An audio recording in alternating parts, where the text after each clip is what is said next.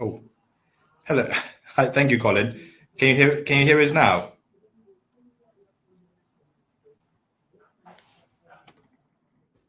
No sound.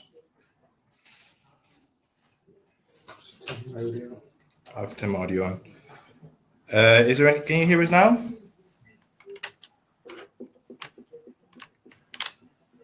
Yes. Okay, great, fantastic. Apologies, everyone. It's been how many years now since the whole technological revolution since COVID, but here we are. Thanks, everyone. Thanks for bearing with us.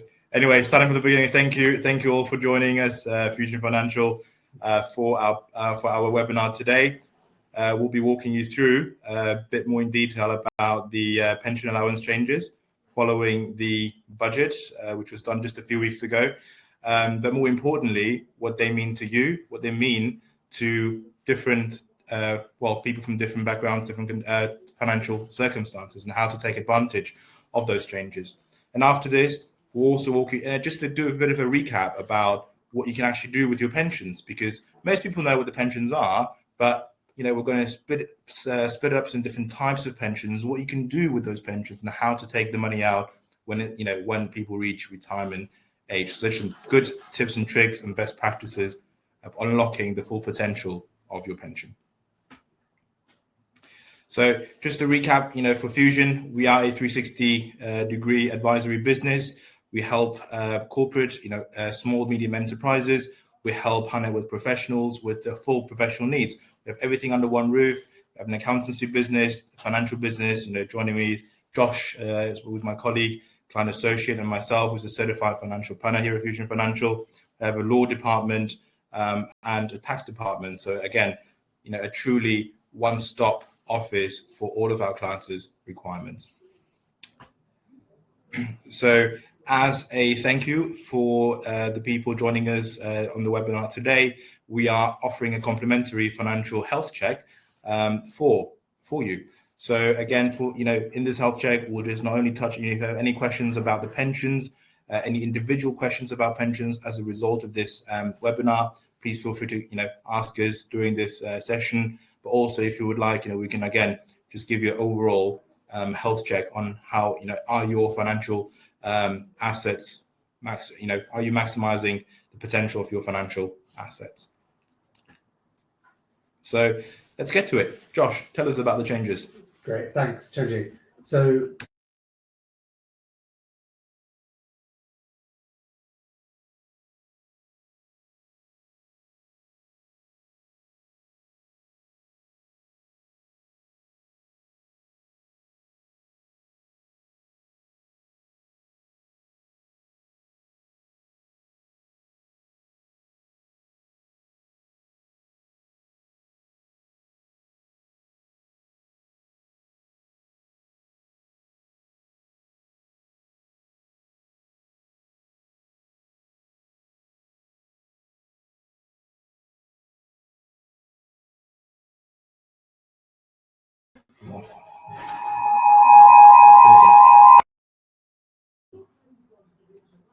Hello, can you hear me?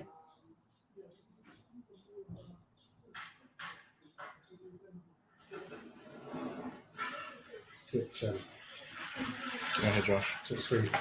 Yeah.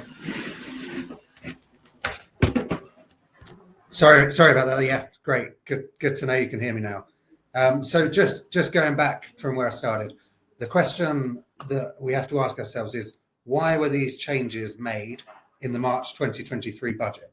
So typically over the last 10 and 15 years in the UK, the pensions have been seen as kind of a low-hanging fruit for the government to increase taxation on, to keep restricting contributions and, minimizing the effect that pensions can have on somebody's retirement.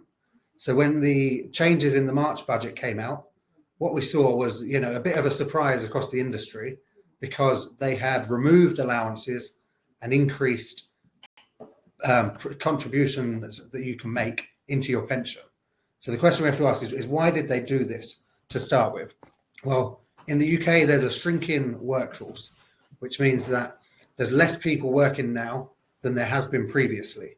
So in order to incentivize people to get back into work, they removed the restrictions and allowances within the pensions industry and within the schemes. And that meant that people can now contribute to pensions so that it becomes a key tool in their retirement provisions. So I'm just going to talk to you briefly about some of the changes that were made in 2023 and what has gone before and how that's different to what we now have today. So the first one was the removal of the lifetime allowance. Now, previously, there was a £1.073 million lifetime allowance. Now, that means the most you can contribute to your pension scheme without an additional tax charge was 1.073 million. They removed this completely, which means that you can contribute as much as you like or as you can to your pension scheme without being penalised by an additional 25% tax charge if you take your pension income, or a 55% tax charge if you take your pension as a lump sum.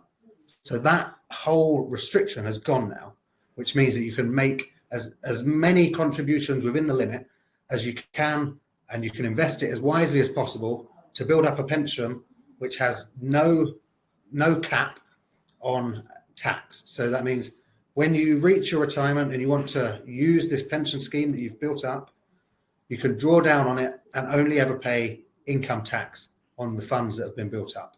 There's no more lifetime allowance tax charge. There's one provision to this kind of rule that they brought in, and it's seen as a bit of a negative, because tax-free cash has been capped at 25% of the previous allowance. But on the flip side, what it does is it allows it keeps it there for the future. So whereas if there was a change in government, the opposition might come in and they might see this as a quick U-turn to increase the amount of tax they can bring in from pensions. The truth is they're still receiving tax on the additional money that you've saved. However, you just won't pay the tax charge. So you'll still pay income tax on anything over 1.073 million, but you won't pay the additional tax charge that was previously there. So in a way, it's being generous, but without being overly generous, so that it makes it a very easy target if a different government chooses to, will come into to the table at the next election, essentially. So good news, bit of a bad news, but not really bad news. So mainly good news. Yeah, on the whole, a win for kind of planning for your retirement and how utilising your pensions to their maximum capacity. The other big change was the amount that you can contribute to your pension on an annual basis. Now, previously, this was capped at £40,000 every year. So you could make £40,000 worth of contributions into your pension scheme and benefit from tax relief.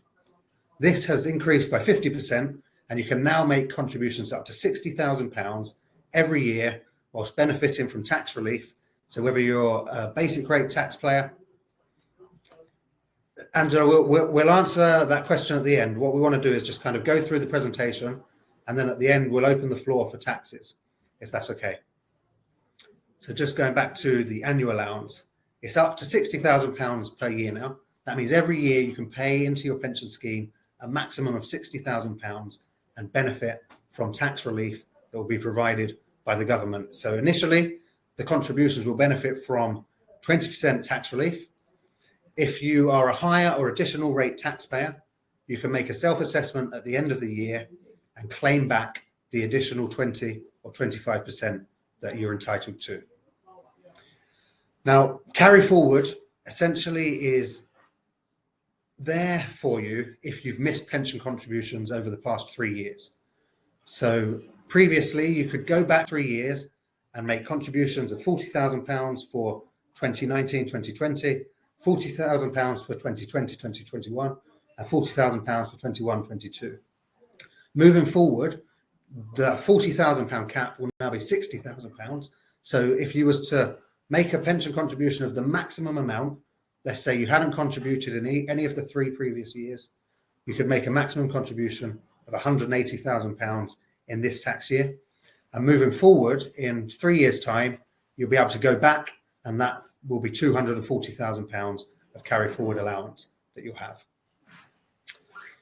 The tapered annual allowance also changed in the March budget. Now, what that means is that if you earn over £260,000, for every £2 you earn over that, they reduce your annual allowance by £1 all the way down to a maximum that you can contribute of £10,000. So £10,000 is essentially the very minimum you'll ever be able to contribute. If you earn over £260,000, the £60,000 gets reduced on a kind of 2-for-1 basis. So every £2 you earn over £260,000, your annual allowance is reduced by £1. So if you was to earn £300,000, your annual allowance would be reduced by £20,000, bringing it down to £40,000. So that goes all the way up to £380,000 now, at which point your money purchase annual allowance kicks in, and the maximum you can contribute is £10,000 per year while still benefiting from tax relief. That pushes me on to the money purchase annual allowance. Now, this is something that kicks in either with the tapered annual allowance or if you have drawn down on your pension scheme already. Now, that's a situation that people who are 55, 56 often find themselves in because they finally are able to access this pension fund that they have. They draw down on it, and all of a sudden, without necessarily realizing the consequences, their annual allowance has been scrapped from previously £40,000 down to £4,000. That now goes from £60,000 down to £10,000. So that increase from 4 to 10 makes a big difference in terms of how much money you can keep contributing to your pension scheme whilst in drawdown and benefit from tax relief.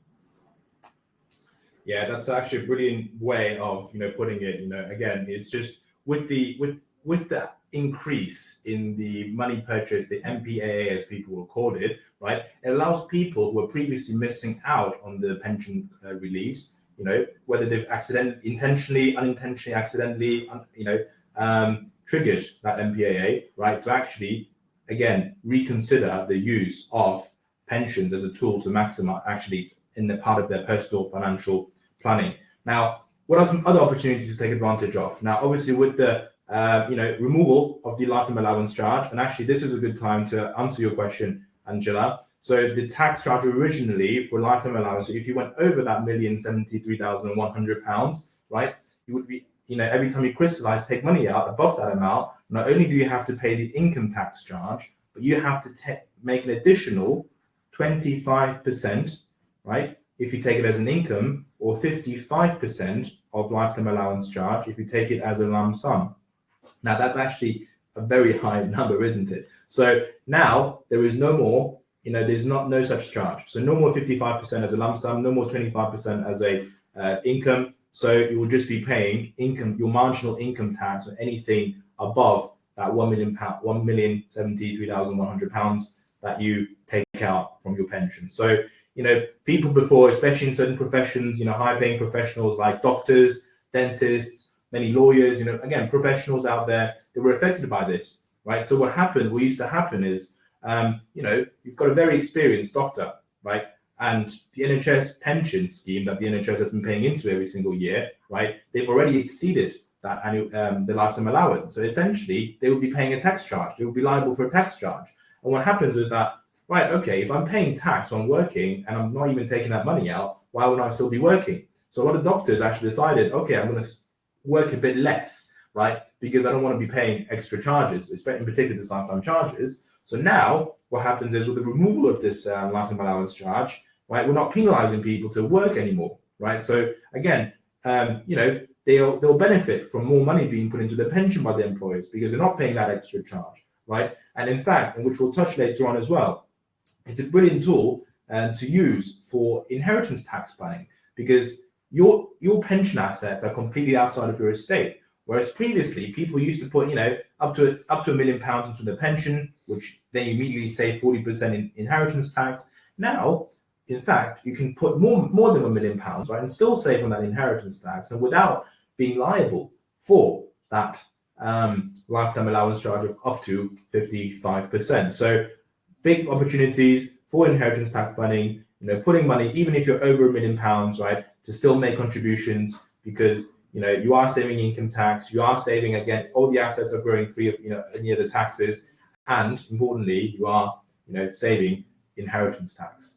And similarly, for high earners, right, whereas previously it didn't make any more sense to put more money into the pension because it's only £4,000. Now you can make potentially up to £10,000 and potentially even more because they've raised that taper, as Josh has explained, right? So overall, some good news as well, really good news. And actually, for the changes in annual allowance, right, it obviously now you've got more, high earners can first of all make more tax relievable pension contributions up to £60,000, but this actually in fact affects business owners even more. So for limited company directors, right, there is no limit about in terms of your salary, what you need in order for your company to make a pension contribution into, right? So you are limited only by the annual allowance plus any carry forward available. So whereas previously, every single year, company directors used to put £40,000 into their pension every year, saving them corporation tax. Now they can put in £60,000 per year into their pensions and saving up to £60,000 per year worth of profits essentially that we'll be saving corporation tax on, which is also really good because now the corporation tax rate they've increased to 25%. So essentially, by putting money, they've increased your pension allowance and they've increased the corporation tax rate, which means you can offset even more corporation tax by a higher pension contribution. Sorry for babbling on a little bit, but hope everything makes sense there. So brilliant. Now, moving on to the next topic, just again an overview of how your pension could work better for you. And we're just going to split this up into just a few sections on just again a good clear overview of what the pensions are, how you can contribute into a pension. There's different ways you can do it and different tax reliefs associated with it, right? What are the exact tax efficiencies that you can extract out of your pension assets? And lastly, importantly, when and how you can access your pensions as efficiently as possible. Now, in terms of the types of pensions, it's actually quite simple. On overall, again, if you Google the internet, they'll say there's like 10 different kinds of pensions out there. But overall, I would categorize them as in the following 5 ways. Now, first one is your workplace pension, right? That means again, any pension that you have, that if you're employed, if you're an employee of a company, right, you most likely have an auto enrollment pension, right? So that means and back in the olden days, right, there was the final salary scheme, right? Some of you might know, again, these pensions basically stopped since 2007, right? But the final salary scheme pension schemes meant that once you reach a certain age of retirement, usually 60 or 65, you got a guaranteed income for the rest of your life. Now, what's the benefit of that? The benefit is it's guaranteed. It doesn't matter what kind of market it is. It doesn't matter if there's a recession. You will get your monthly income from that pension. Now, what's on the flip side, right? If something happened to you the day after you were eligible for that pension, right? Your spouse would only get half of that pension, and when she passes on or he passes on, right? The spouse passes on, then the pension dies alongside. And for a pensioner with a defined final salary pension with no spouse or no dependents, right? The pension just completely dies upon the passing of the pensioner. So there is, again, no value associated to that pension once the, pensioner has passed on. Now, with the modern pension, so people who are, post 2007, usually, if you work for a private company, you will be on a workplace pension that's called a defined contribution pension. What that means is, right, when you come to retire, your part is your part. If you have, if it runs out, tough luck. There's no more money in your pension, right? But on the benefit side is that if you're sensible, right, if you seek professional advice, how to make your pension assets last, have that longevity needed for throughout your retirement, and have something left over there, you're able to pass it down to the next generation, right? And as we mentioned earlier, completely free of inheritance tax. So, your workplace pension might be a final salary, it might be a defined contribution, it might be called a stakeholder pension, but overall, it's very simple. It's where your workplace pays into, right? It's where you pay a little bit of money into, right? And that's your workplace pension. Now, the second type is what is called the self-invested personal pension, more commonly known as the SIP, right? So this is usually like, this is a pension that you hold outside of your workplace, that you manage yourself. That perhaps after working for a couple of employers and having multiple pensions, you can consolidate some of the previous pensions into your own pension called the SIP. Now, what you're able to do, right? You're able to invest in most of the SIP, in most of the assets you can buy a workplace pension. These are stocks and shares, perhaps property funds, bonds, gilts, and all such, in the public market. But with the additional benefit, you can directly purchase a commercial property, which we'll go into slightly more detail later down the line today. Now, the third type is called the small self-administered scheme pension, also more commonly known as the SAS, right? Now, this has all the bells and whistles of a SIP, right, the self-invested personal pension, but with the additional sort of access of making private investments. So not only are you limited by investing in the stock market, in the public markets, but you can actually purchase shares into a private company, and even loan money to the private companies, and even loan money to your own company, right? So there's some quite interesting things you can do with it, which again we'll touch on later down the line today. Now, the fourth category are children's pensions. A lot of people don't know this, but you can actually make a pension contribution for a minor child and get tax relief, right? So, and we're doing this a lot now. We're getting a lot of interest from clients, when they have the firstborn, secondborn children, right? They want to help them set themselves up for the future. So they start a pension contribution for them. And the best way to do this is actually just a regular thing. Every single month, if you put in up to £240 per month, right? The government will gross it up by 20%. So if you put £240 a month, right, you're actually getting £300 per month in pension contributions for your child. That's a free £60 basically every single month, even though your child is not paying any tax. Now, the additional benefit is, if you save them if you save money for them in a regular savings account or a junior ISA, for example, once they reach 18, it's all theirs.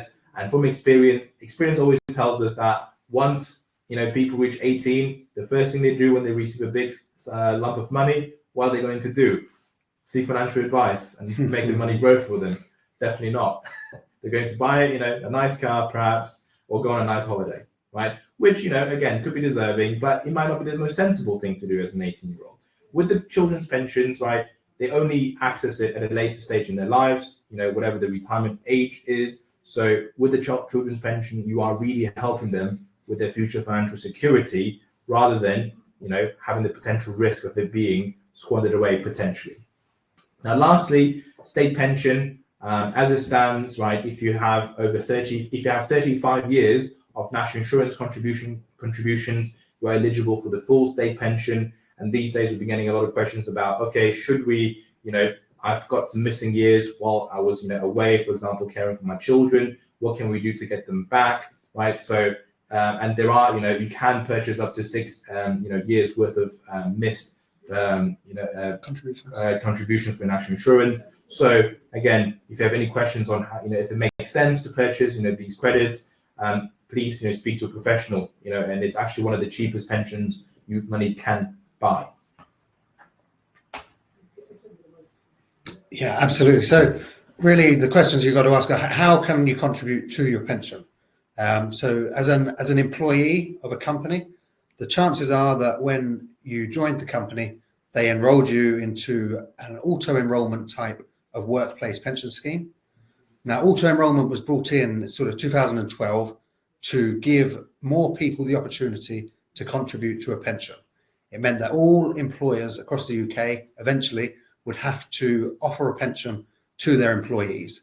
Now, that was a big thing, because it meant that when defined benefit schemes, final salary schemes ended, there was a big gap between then in 2007, when they kind of all got deferred, and 2012. There's this big gap where people weren't contributing to their pensions. So this auto-enrollment scheme set up by the government meant more people had the opportunity to contribute to a workplace pension scheme. Now, typically, there will be a standard sort of 3% employee contribution. That's your employer paying into your pension scheme, and a 5% employee contribution. That's the typical arrangement that you tend to find between company to company. Now, that can change, and your employer can be more generous than that. They can match it, or they can exceed your contribution. But ultimately, the sum total of what you are contributing to will be made up of part payment from you, part payment from your employer, and that will be the total of your workplace pension contributions. Now, there are other ways to contribute to a workplace pension, and which can be more beneficial to you if the circumstances are right. Now, one of them is salary sacrifice. Now, salary sacrifice means that if the circumstances are right, you could earn the same amount of money on a net basis, but pay into your pension scheme a higher amount. Now, how does that work, you think? Well, it works by the employer reducing the net income that you're receiving and paying the difference between what your gross amount of earnings is and the additional national insurance contributions that they are saving by not paying you the full amount. It's essentially you saying, look, I give up the right to this additional X amount of money, and I'm telling you to put that X amount of money and the national insurance contribution savings into my pension scheme. Now, you can adjust the figures so that your net income is not changed, but the amount of pension contributions increases. Now, the circumstances have to be right, because there are occasions where it's not the right thing for you. For example, if you're trying to apply for a mortgage at the time, now your mortgage or your lender may say that they will judge your earnings based on your net amount rather than the gross amount, in which case that's going to reduce the amount you could borrow from the mortgage lender.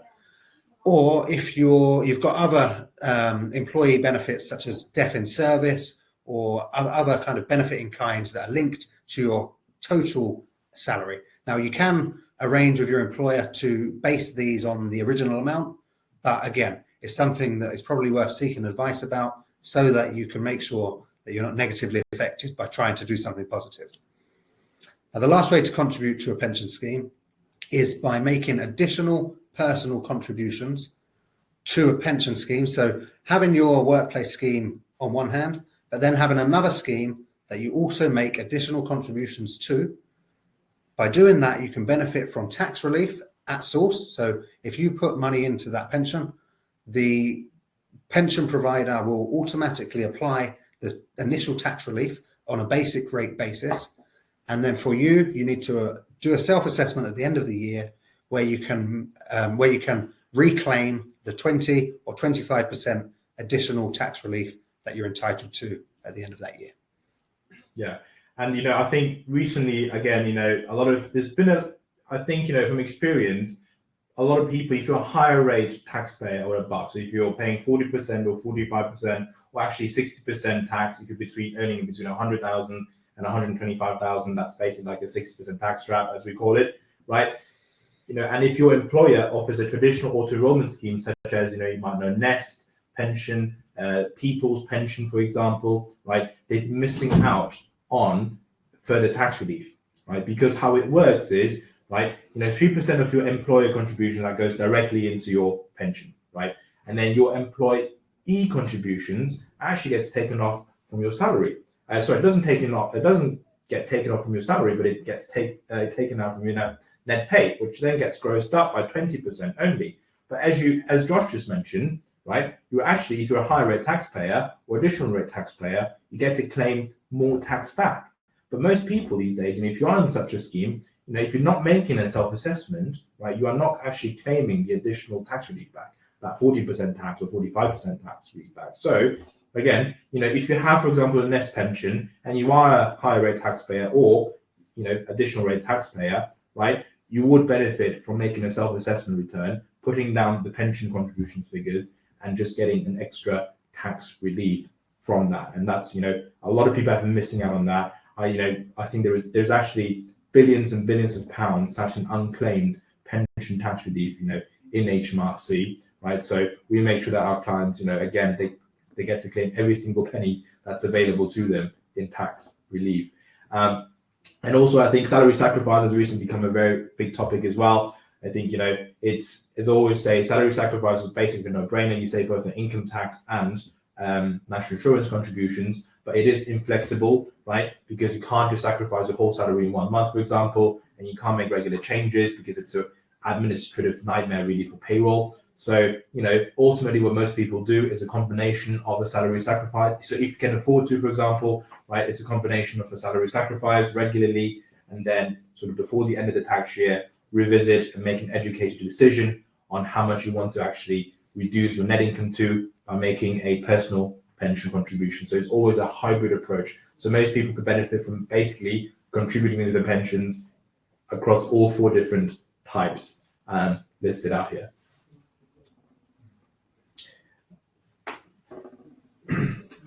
Now, the next one I want to talk about is the tax efficiencies, right? And we've actually mentioned all of this already, throughout this webinar. Now, first of all, right, I just want to reinforce the fact that everything in your pension grows free of capital gains tax. So if today your money in the pension is worth £100, and if in 20 years later it's worth £30, right, there is no tax to pay, right? It completely grows free of capital gains tax. And similarly, right, if you have any companies, for example, if you own any either public companies or private companies within the pension that pay a dividend, right, there is no dividend tax to pay within the pension, there is no income tax to pay within the pension.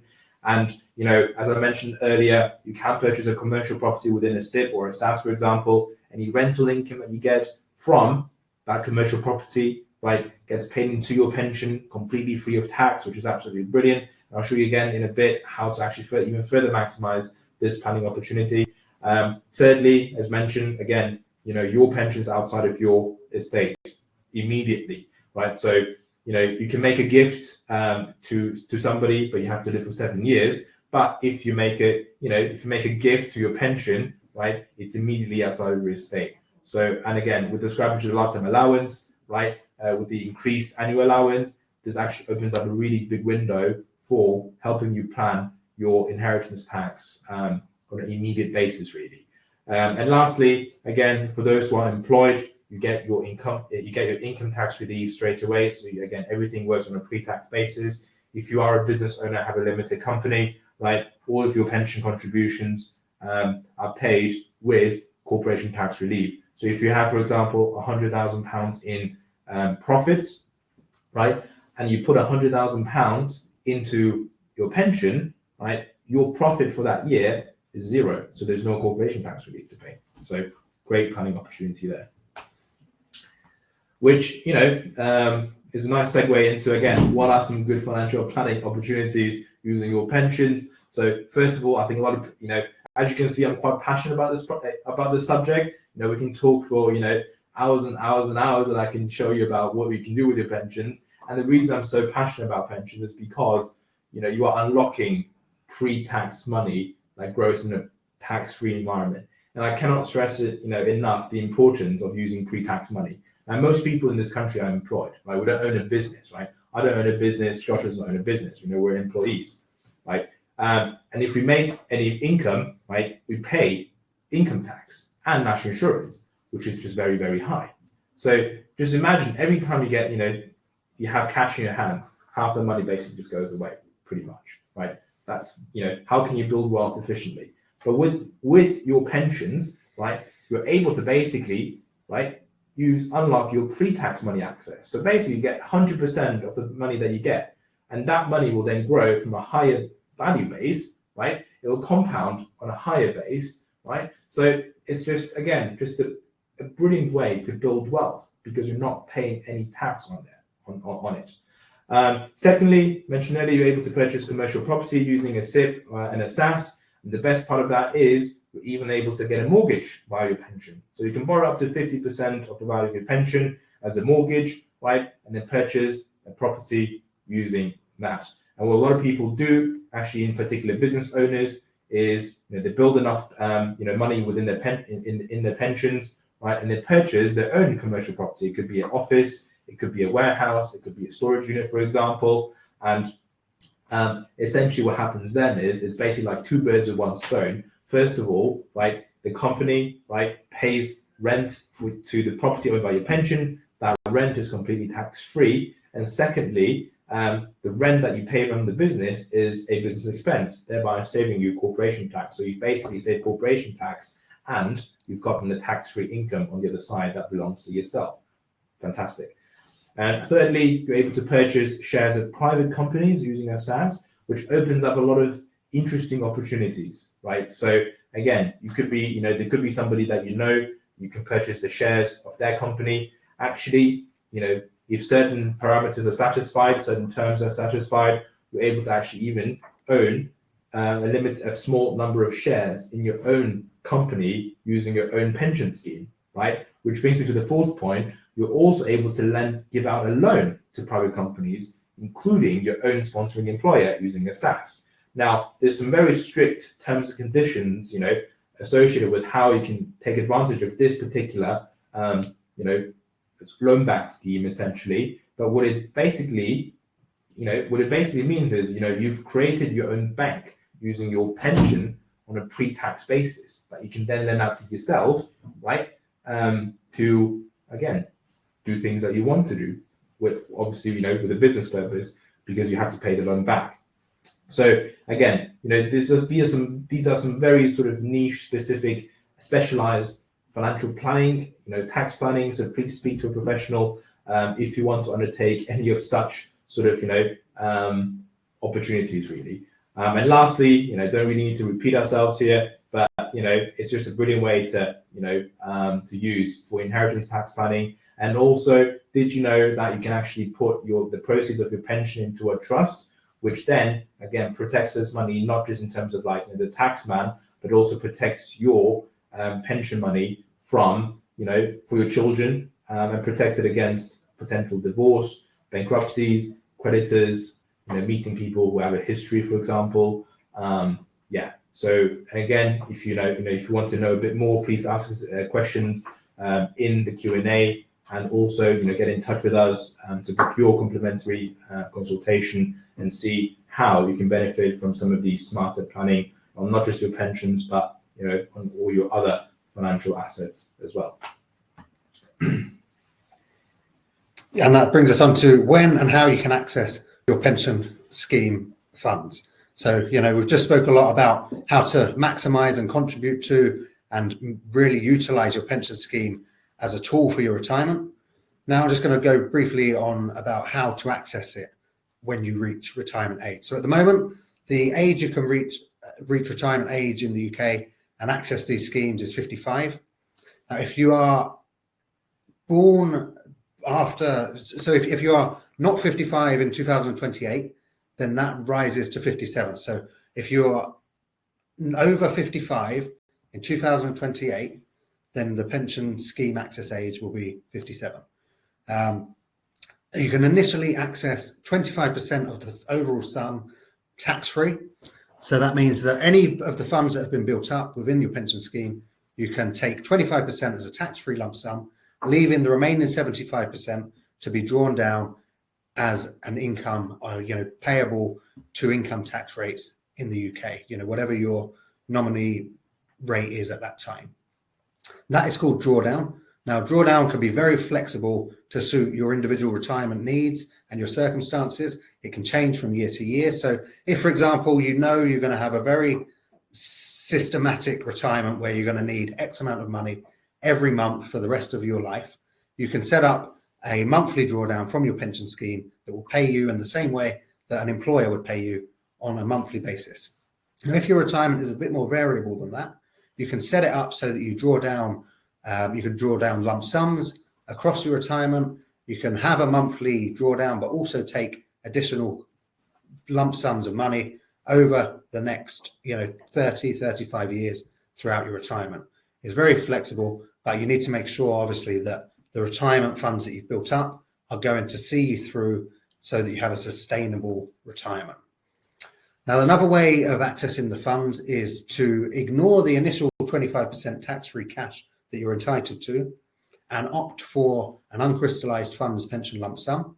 Now, that means that the money that you draw down over the course of your retirement will be 25% tax-free and 75% liable to income tax. So, for instance, if you drew down £1,000 per month, £250 of that would be completely tax-free always, and the £750 would then be subject to your income tax rate at the time. Another way in which you can utilize the funds that you've built up in your private or personal pensions is to use that money to purchase an annuity from an insurance company or a broker or something like that, so that they will provide you with an income for life. So you use this money that you've built up, you pay the insurer, and they will say, based on what you've given me, I will now give you X amount of money every month for the rest of your life. Very similar to a final salary type pension scheme, which we mentioned before. And what happens if you die whilst you're receiving your pension scheme? Well, if you're before 75, so if you're age 75 or under, you need to set up a nominee, a nominated beneficiary, who will be passed your pension fund completely free of tax. So it's outside of your estate for inheritance tax purposes. And because you're under 75, the nominated beneficiary can actually take all of that money completely free of tax. There are no charges whatsoever on that. Now, if you die after 75, you can pass the funds in the same way to your beneficiary. However, they will be subject to their rate of income tax when they draw down on the money. So pre-75, no tax at all. Post-75, income tax based on their marginal rate of tax at that time.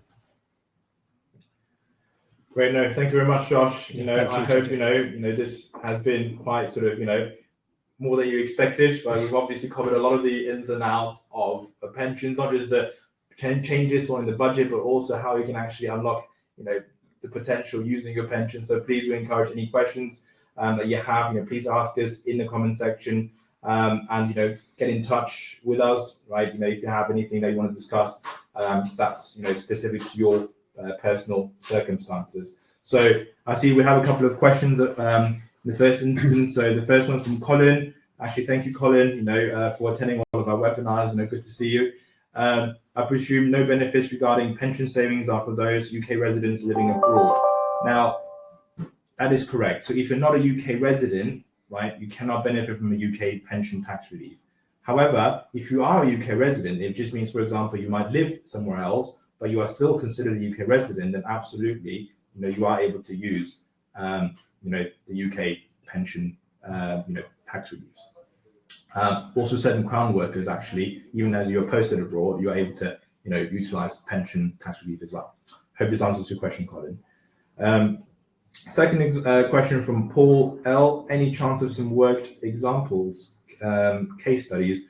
Would you mind elaborating what kind, which particular pension? Please let us know. We'll get back to you. Yeah.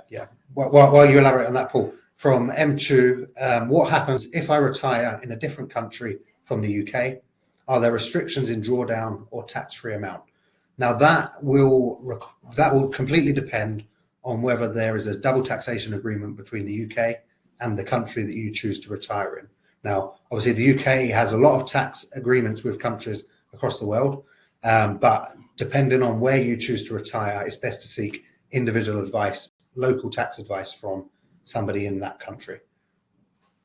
Yeah, and just remember, you could be anywhere, but your pension will be in the UK, right? So it's not going anywhere, right? Sometimes you can transfer it out as well, but a lot of people seem to have the worry that, okay, if I pay into a pension now in the UK, but I go somewhere else later, will I completely lose my pension? No, you won't. Whatever you have in the UK, that will still actually be yours.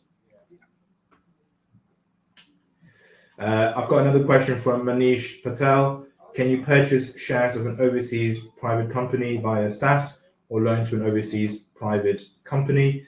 The short answer is yes. The long answer is it depends, because if it's a loan, you need to securitize it against a certain asset. So it all depends on what the trustees of the pension schemes are comfortable with. Certain criteria you have to satisfy, but it is a yes.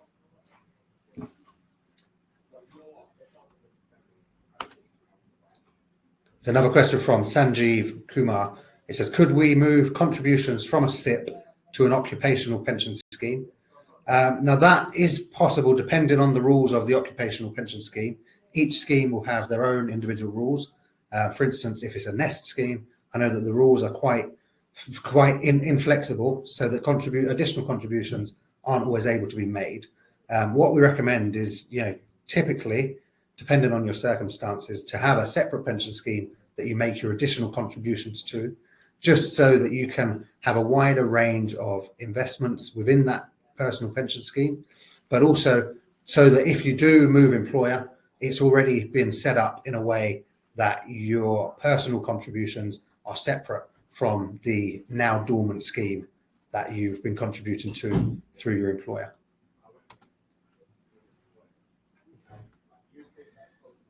So then the question from Paul, always worth using case studies, where you want to emphasize the point. So yeah, again, if you let us know which particular topic, you would like to have a case study, please feel free to either ask now or get in touch with us. We can happy to illustrate, specific examples, how, it could apply to you, some things in the past that we've done. And again, for example, on a commercial property purchase via the SIP, it's just a very proven safe point, right? A lot of our clients do it. We've helped them source the right providers who are able to do it, right?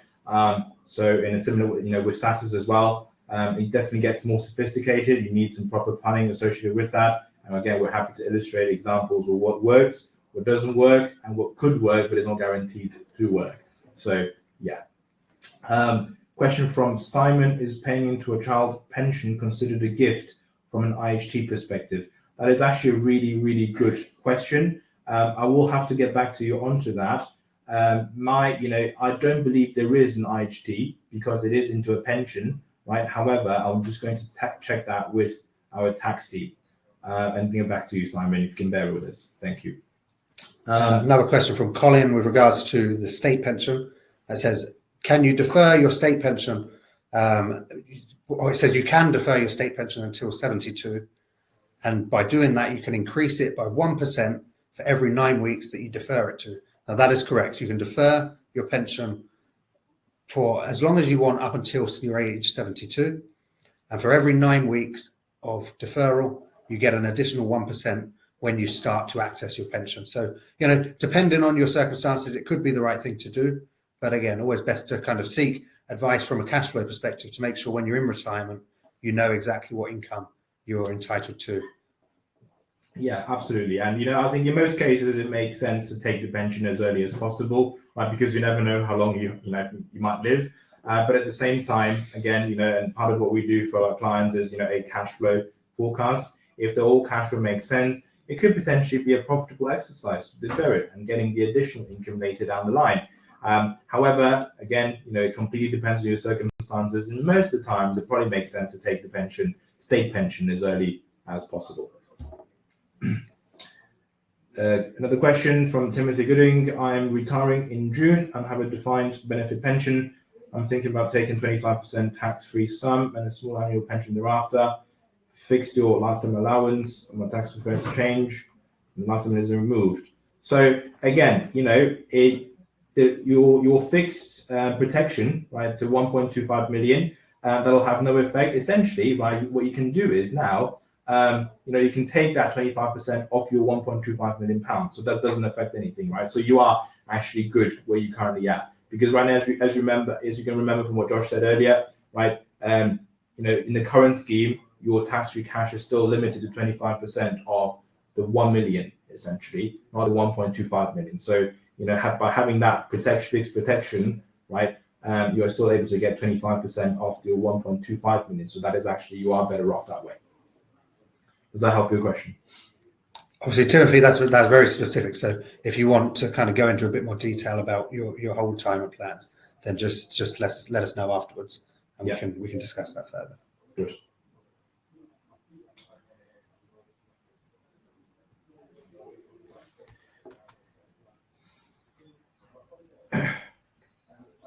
Great. I think that was all.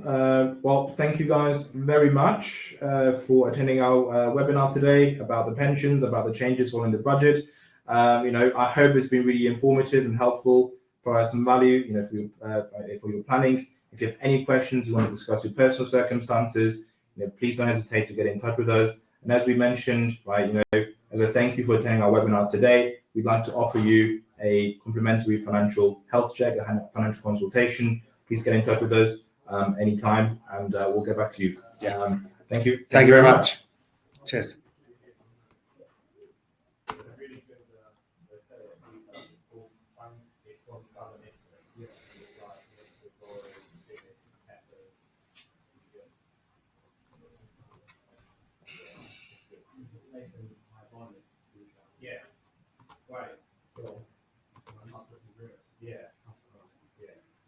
So you've got it, yeah.